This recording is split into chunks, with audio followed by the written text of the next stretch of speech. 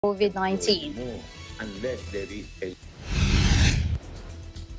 The chair of House Ways and Means Committee said the country's economic managers should prepare a contingency plan to insulate the Philippines from spillover effects as China's economic growth slowed to 4.9% in the third quarter amid the debt crisis surrounding property giant Evergrande's debt crisis. And Vietnam is looking to begin the 31st Southeast Asian or SEA Games by the middle of May next year.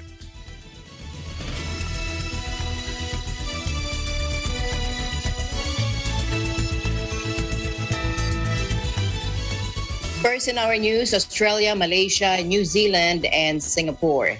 And the United Kingdom celebrate the 50th anniversary of the Five Power Defense Arrangements, or FPDA, with a flight past and naval display in Singapore. The event also marks the end of a 2-week exercise conducted by the 5 nations across Singapore, Malaysia, and parts of the South China Sea this month. Let's take a look.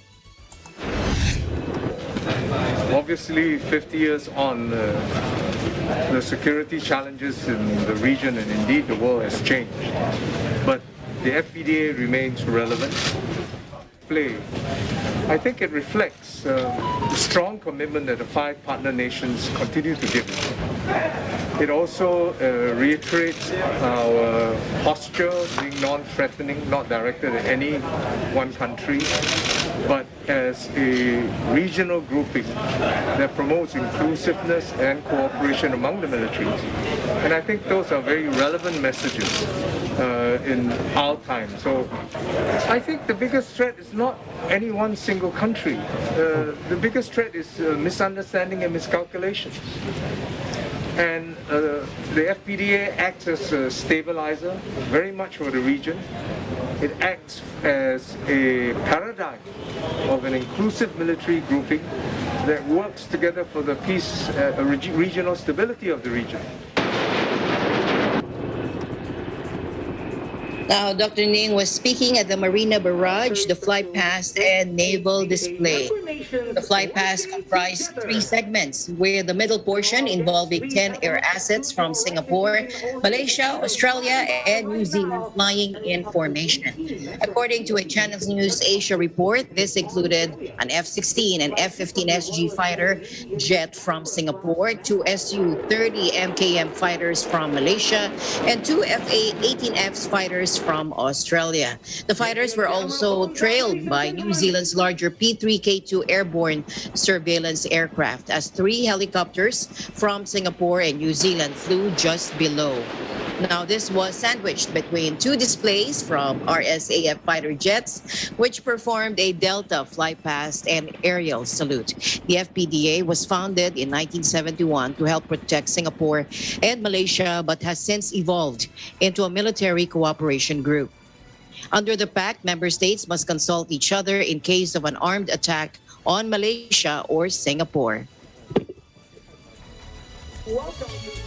Fully vaccinated travelers from 8 countries will be able to enter Singapore without quarantine from Tuesday, as the business hub eases restrictions and gears up to live with the coronavirus. Singapore cannot stay locked down and closed off indefinitely. This is according to Prime Minister Lee Hsien Loong on October 9, when he announced a raft of measures under a living with COVID-19 strategy. Lee pointed to the Delta coronavirus variant as a factor. Take a look. The Delta variant is highly infectious and has spread all over the world. Even with our whole population vaccinated, we still will not be able to stamp it out through lockdowns and SMMs. We need to update our mindsets. We should respect COVID-19, but we must not be paralyzed by fear. Let us go about our daily activities as normally as possible, taking necessary precautions and complying with SMMs.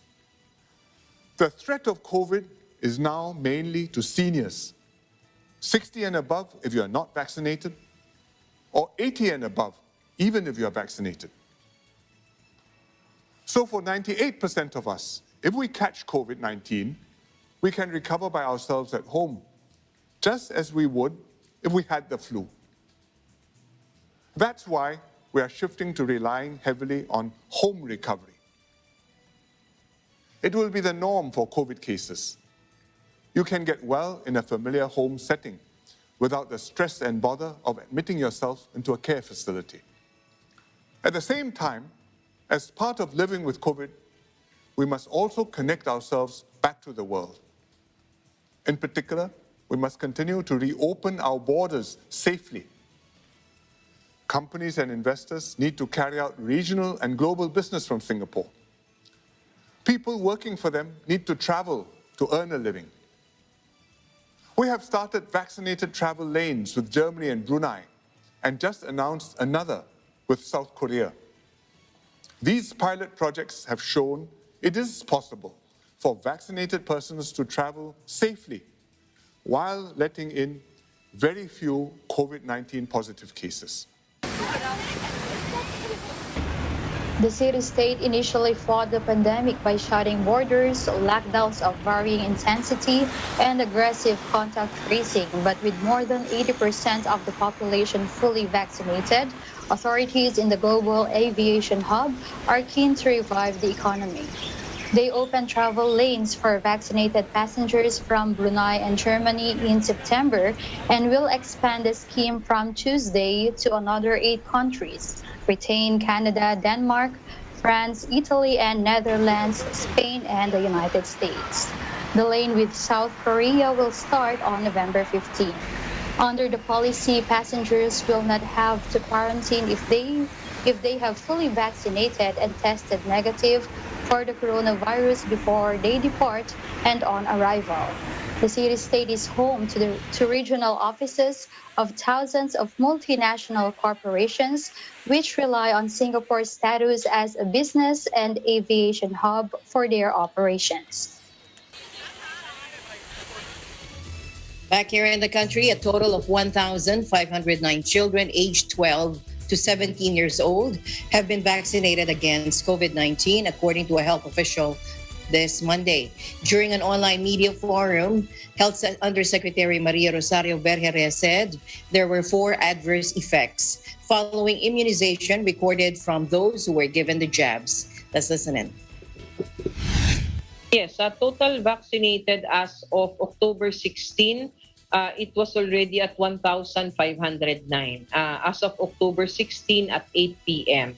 As to the adverse reactions, meron kaming mga na-receive na report. Though I would just like to caution all of you, I'm going to give you the overview or the brief details. No, ito po yung nakuha natin report kasi hindi pa siya officially reported dun sa VG flow natin sa Food and Drug Administration.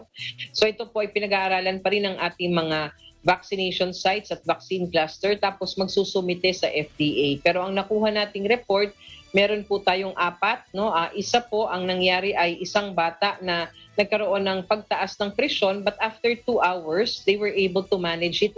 Naging normal na yung blood pressure ng bata.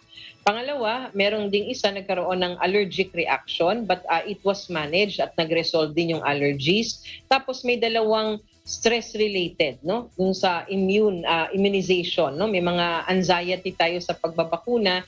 So yung 2 reaction na nakita nila was determined to be stress-related because of the vaccination. So ito po yung nakuha natin. But again, let me caution all of you, it's not official yet. We still need to input that into the VG flow of the Food and Drug Administration.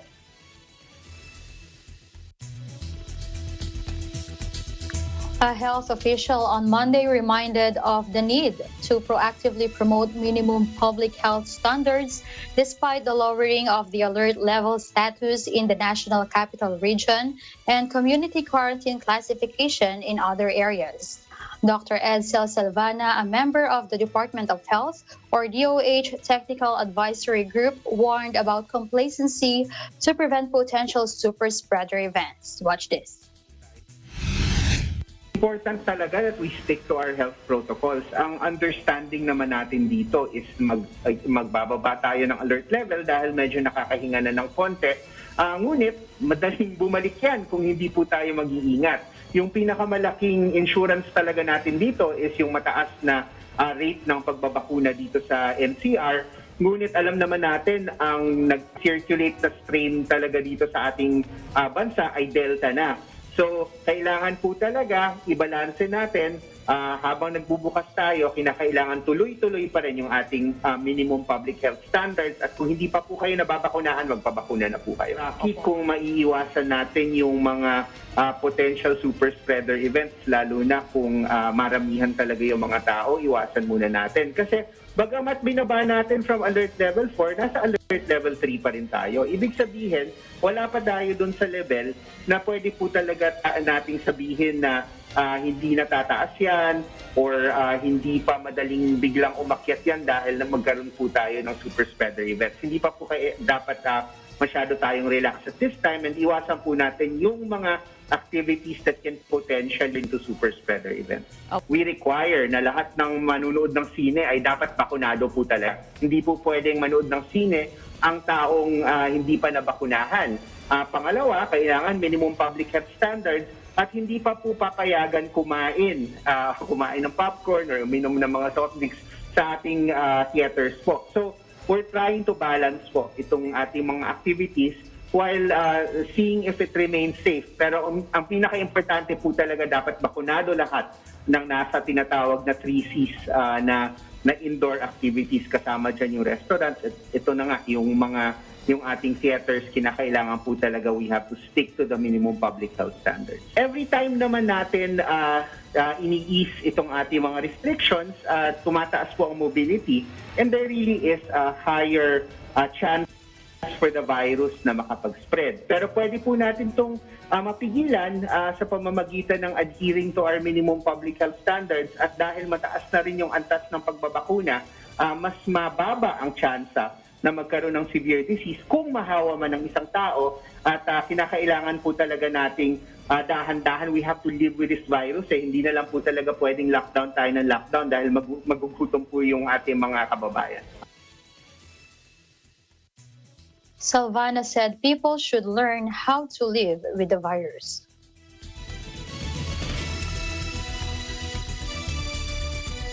And staying in the country, the Department of Labor and Employment, or DOLE, reiterated that companies cannot withhold their employees' salary for the reason of non-vaccination against COVID-19.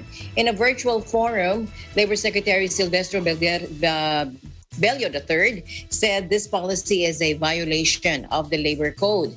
Let's listen in. Kasi alam naman natin na yung policy na yan ay labag sa batas. Under the law, hindi mo pwedeng i-hold ang sweldo ng employee mo unless there is a legal basis or legal cause. Yung hindi mo pagbabaksin o pagbabakuna, hindi yan legal basis to withhold the salary of the employee. So, hindi pwede yung policy na yan, yung no vaccine, no pay, yung no vaccine, no entry. Wala yan, hindi pwede yan. If totoo na meron ng ganong employer na hindi niya sinasahuran yung kanyang employee dahil hindi nagpabakuna, agad-agad we will issue a compliance order and that is to pay the salary of the employee because there is no basis to withhold the salary of the employee. Let me just reiterate to the public, hindi dapat maging basis ang pagbabakuna para mabigyan ng sweldo yung mga nagbigay na ng trabaho para po dito sa kanilang mga work, no? Unang-una, wala po tayong batas pa na nagsasaad na kailangan mandatory ang pagbabakuna. And that was verbalized by the Department of Justice. Ang meron lang tayo, binibigyan natin ng incentives and encouragement ang ating mga kababayan para sila ay magpabakuna na. So hopefully hindi po ito maging basihan para magkaroon tayo ng mga issues na ganyan. So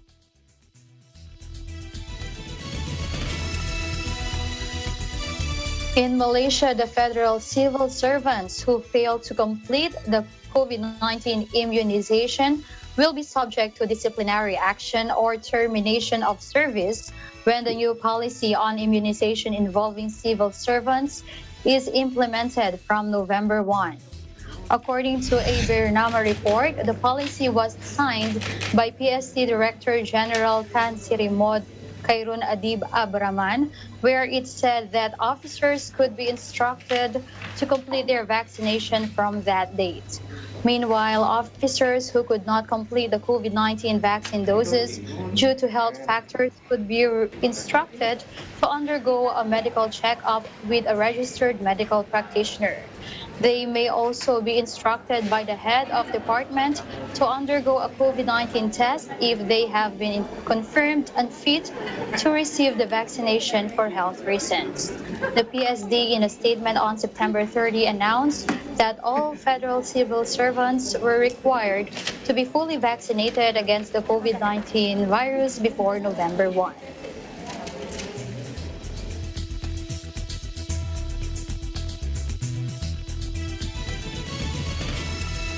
Meanwhile, the Department of Transportation, or DOTR, is set to recommend the Interagency Task Force for Management of Emerging Infectious Diseases an increase in passenger capacity in public utility vehicles, or PUVs, in the National Capital Region following the downgrade of the alert level status.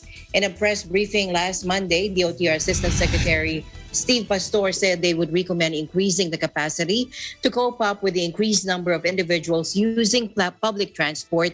The current maximum passenger capacity is 50% from alert level 4. The quarantine status in the NCR was downgraded to the more relaxed alert level 3 starting October 16 until the 31st, or end of the month.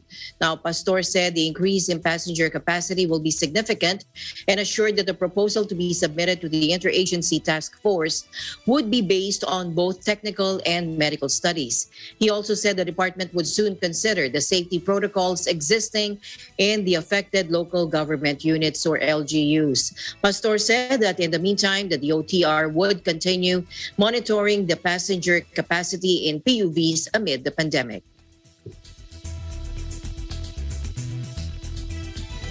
And the news continues here on ASEAN in Focus. Esther and I will be back right after this.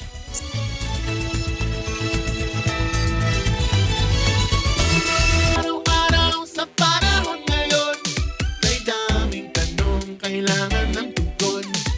Nandito si Ali at si Papi na rin, ang smart at pretty nanay, ang sigla pag nagkwentuhan. Ang sigaw ng Pinoy Nation, information, education. Ating saloobin, ipakita natin anong sagot sa problema natin. Ano sa palagay nyo? Ano sa palagay nyo? Ano sa palagay nyo?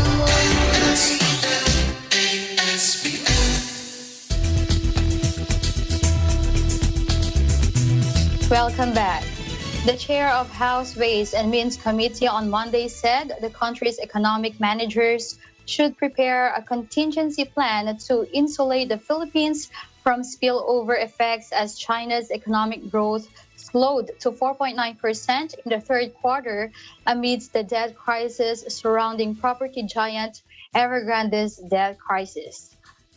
Albay Representative Joey Salceda said it is best to prepare a low-hanging package that includes fast-tracking infrastructure next year, increasing food production, a proactive rollback of policy rate reductions early next year, and continued spending on the Emergency Employment Fund to assist displaced workers amid the pandemic. Salceda said the country's experience with global systemic risk is that the earlier it prepares, the better it performs. Salceda was referring to a liquidity crisis that China's Evergrande Group, which has more than $300 billion in liabilities. The development has rocked global markets. He said South China-based luxury real estate developer Fantasia Holdings also said it failed to make $206 million bond payment 2 weeks ago. He said China's economic condition could also be an opportunity in disguise for the Philippines to open up its economy and welcome more investments from companies seeking to diversify supply chains. He added that while corporate recovery and tax incentives for enterprises or CREATE Act is the greatest tool in this regard, the enactment of amendments to Retail Trade and Liberalization Act, the Public Service Act, and the Foreign Investments Act could also be beneficial.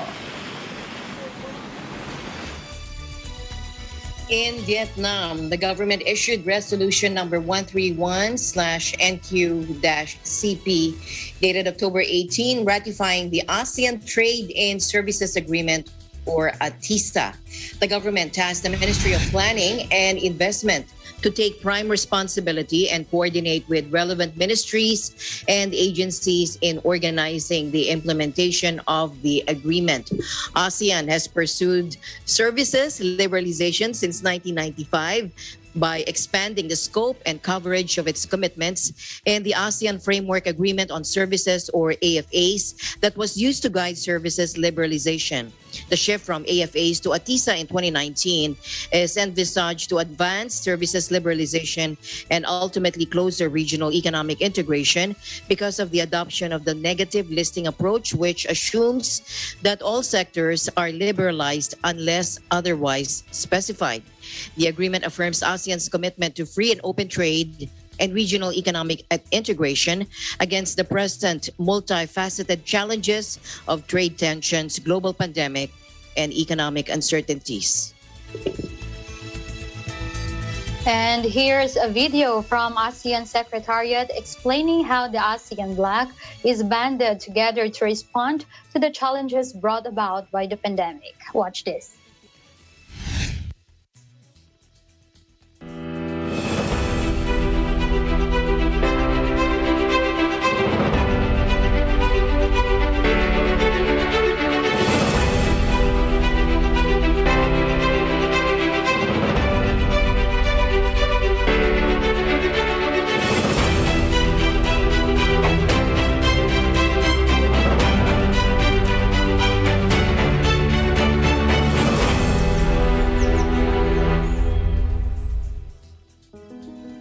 Year 2020 was a difficult year for ASEAN.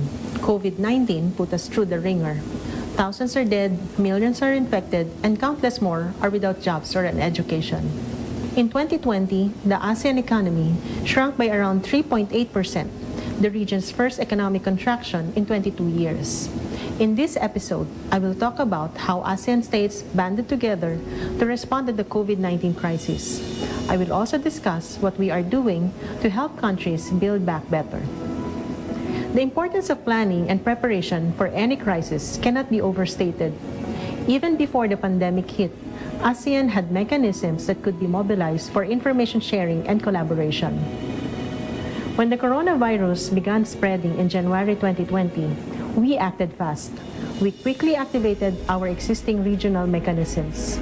The ASEAN Biodiaspora Virtual Center is one such mechanism.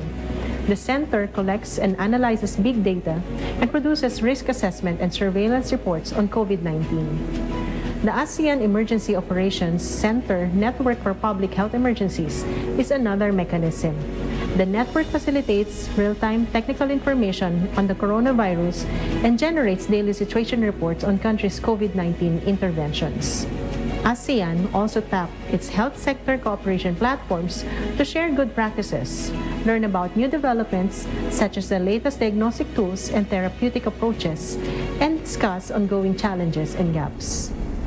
The data and information gathered from these mechanisms allow countries to make informed decisions about the pandemic.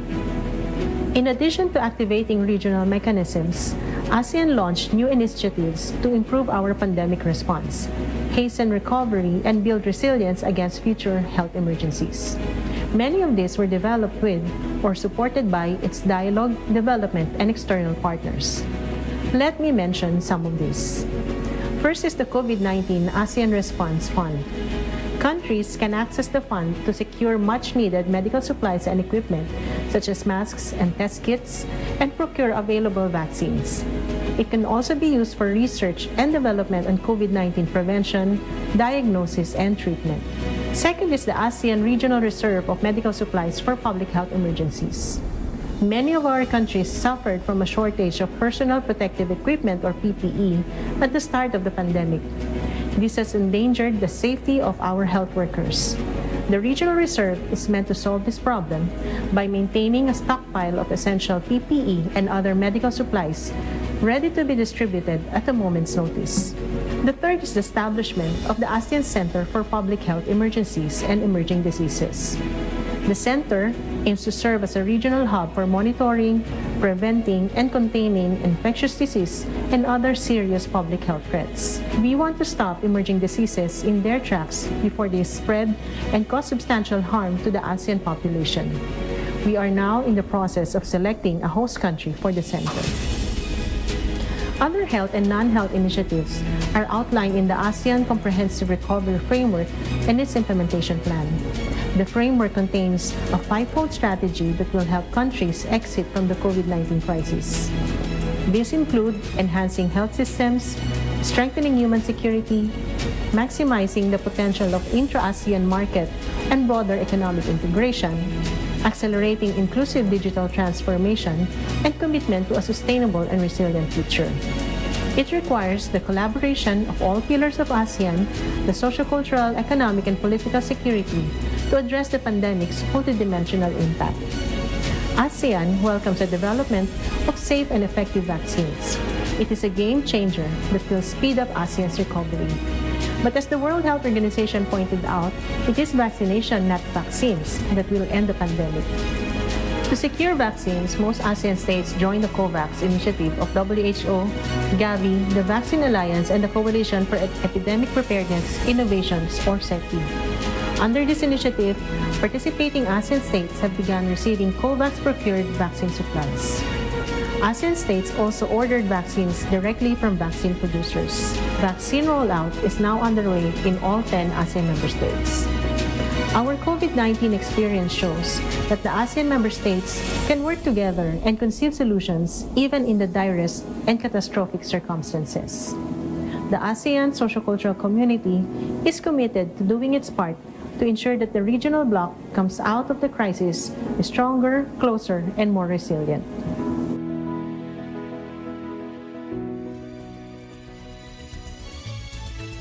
Philippine-based companies are optimistic about their businesses next year as employers plan to expand the average salary budget by 5.6% by next year. The latest survey of global advisory, broking, and solutions company Willis Towers Watson said. Now, the projected salary increase in the country next year is higher than the forecast average increment in the Asia-Pacific at 5.3%. The estimated hike rate in the Philippines is higher than the rates of salary increase in Asia-Pacific economies, such as Japan, 2.5%, Australia at 3.4%, Taiwan at 3.5%, Hong Kong at 3.6%, Singapore at 3.7%, South Korea at 4.1%, Thailand at 4.6%, and Malaysia at 5%.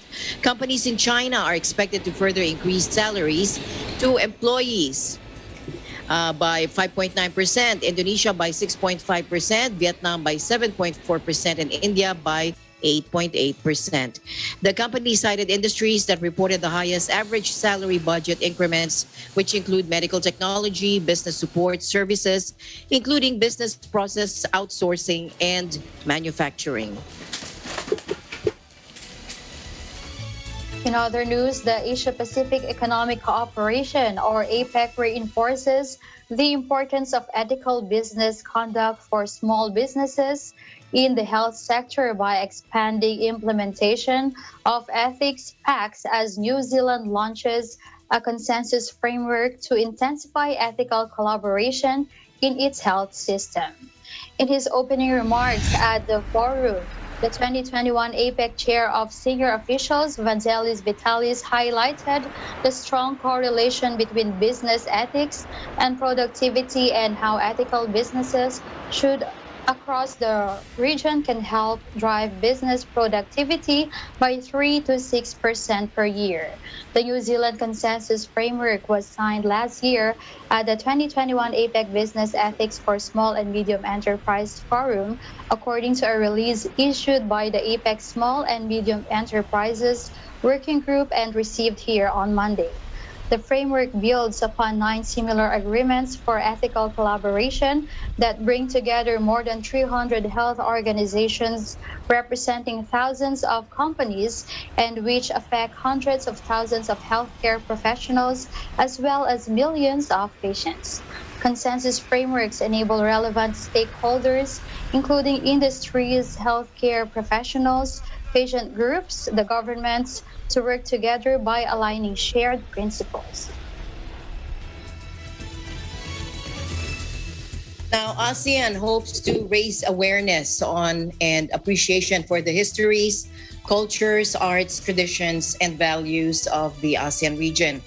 3 ASEAN member states actually account for the top 10 largest shares of creative goods exports from developing economies. Let's watch this video.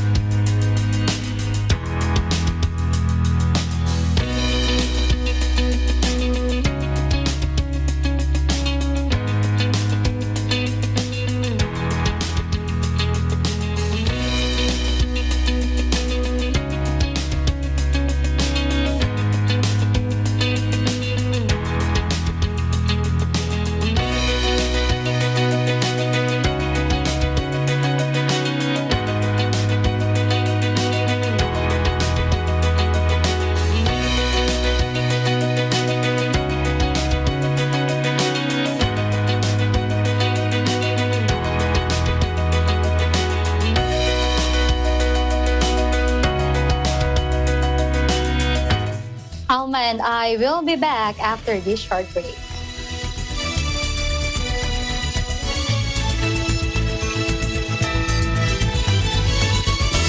Sa weekdays prime ng Net25. Ang mga balitang pumapagaspas, ihahatid sa atin ni Emma Tiglao, Ellie Saludar at Vic Dalayon Lima sa Mata ng Agila. Tatalakayin mga pangunahing balita sa pagtutulungan ng Radyo Agila at Net25. Samahan si Weng de la Fuente sa Balitalakayan. At alamin ang mga balita saan mang panig ng mundo. Hatid sa atin ng Eagle News International. This is your weekdays prime. Handog sa inyo ng Net 25.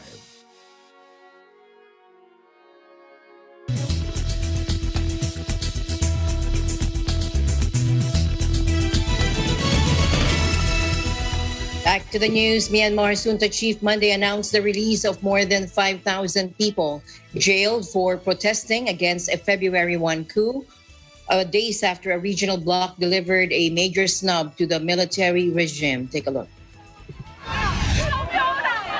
There has been chaos in Myanmar since the coup, with more than 1,100 civilians killed in a bloody crackdown on dissent and more than 8,000 arrested, according to a local monitoring group. More than 7,300 are currently behind bars, that according to the Assistance Association for Political Prisoners, or AAPP. Junta head Minang Laing said a total of 5,636 prisoners will be freed to mark the Tanding Youth Festival later in October, without providing details on when they would be freed. The announcement comes on the heels of the Association of Southeast Asian Nations decision to exclude Minang Laing from an upcoming summit of the 10-country bloc over his administration's commitment to defusing the bloody crisis. Minang Laing gave no details on who would be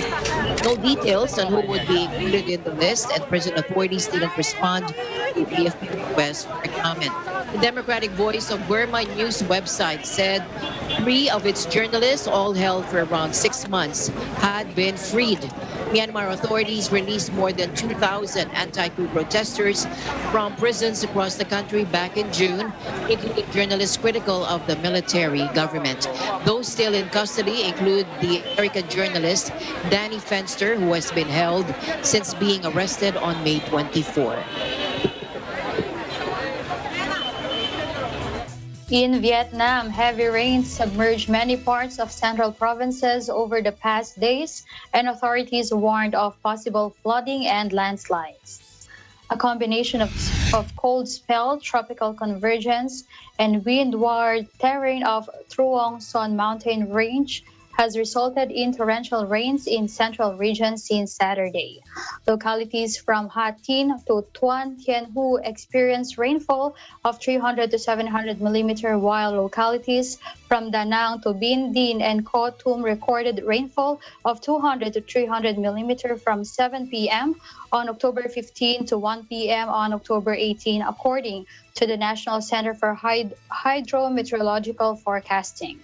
National Center for Hydrometeorological Forecasting warned of flash flooding and landslides in localities from Ha Tin to Khan Hua and Central Highlands as heavy rains would continue for the next 6 hours.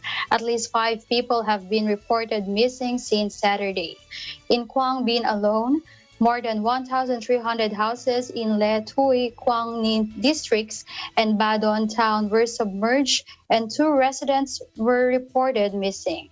At least 25 villagers in Minh Hoa, Quang Ninh, Le Thuy, and Bo Trak districts have been isolated.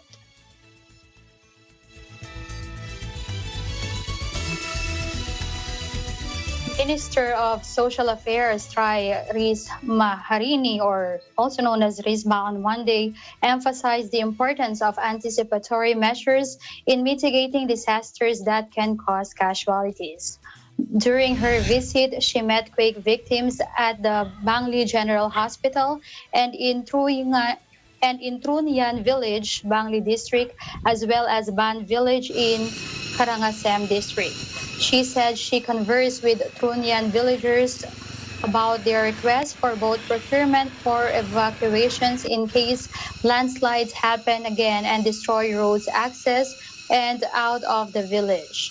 She assured them that the ministry would help provide boats and tents at location chosen by village government. During her visit, Riz Maharini distributed assistance such as packages of food for children, blankets, mattresses, and foldable tents. 3 people were killed Saturday when earthquakes struck the Indonesian tourist island Bali, and the 4.8 magnitude quake struck at a relatively shallow depth of 10 kilometers or 6 miles northeast the town of Banjar Wanasari. Shallow quakes tend to do more damage than deep tremors. The tremor's epicenter was far from main tourist hub in Bali, which is slowly reopening to international visitors after a pandemic shutdown.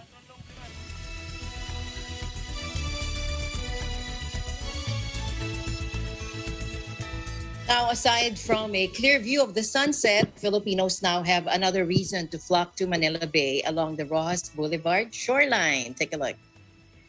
The Dolomite Beach has reopened to the public after months of rigid quarantine protocols due to COVID-19 pandemic that limited people, especially children and the elderly, from going out.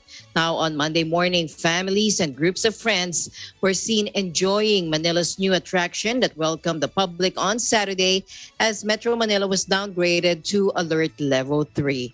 Libraries, archives, museums, galleries, exhibits, parks, plazas, public gardens, and scenic viewpoints also reopened in Manila.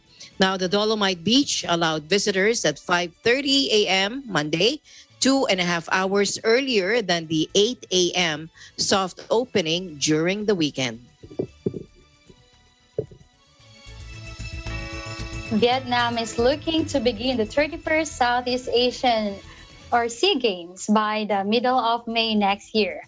This was confirmed during the SEA Games Federation meeting on Monday.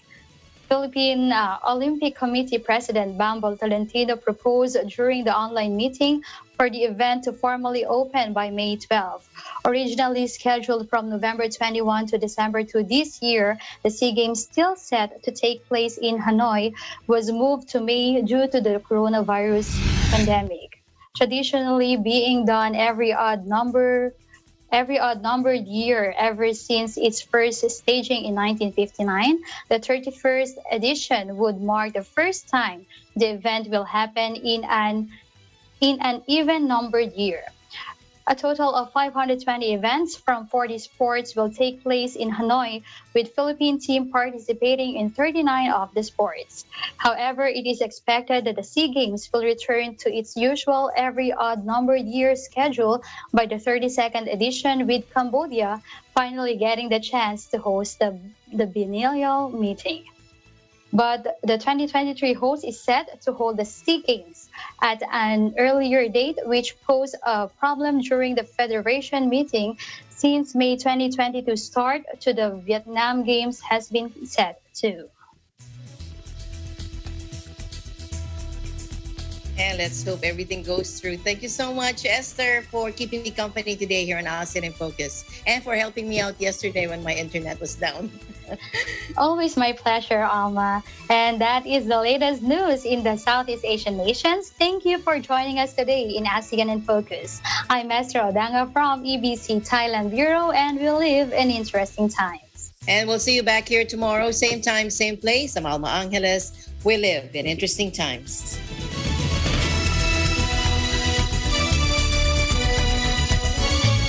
Dapat bang may agwat sa atin, merong pagitan? Dapat bang may agwat na laging nakakain? Hi, this is Chacha Cañete.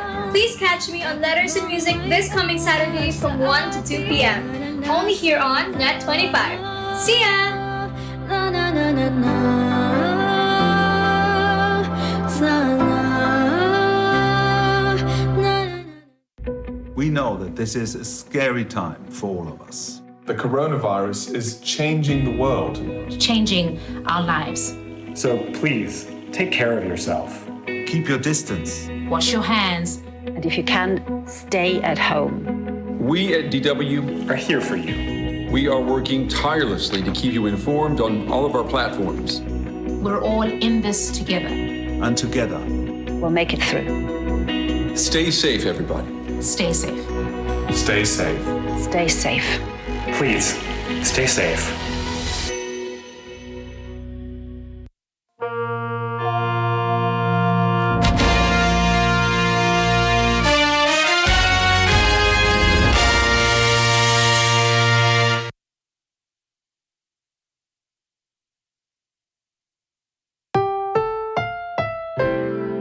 Ang susunod na programa ay rated PG.